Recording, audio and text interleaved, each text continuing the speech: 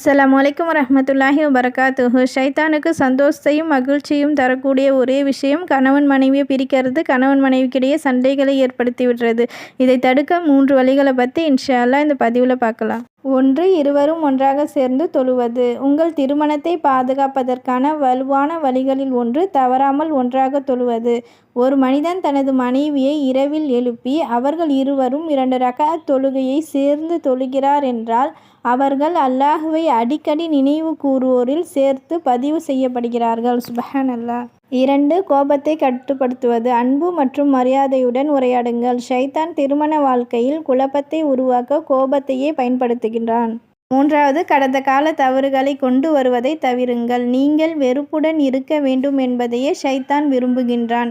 மன்னித்து முன்னேறி செல்ல இஸ்லாம் கற்றுக் கொடுக்கிறது. கடந்த காலத்தை ஆயுதமாக பயன்படுத்த ஷைத்தானுக்கு அனுமதி கொடுக்காதீர்கள்.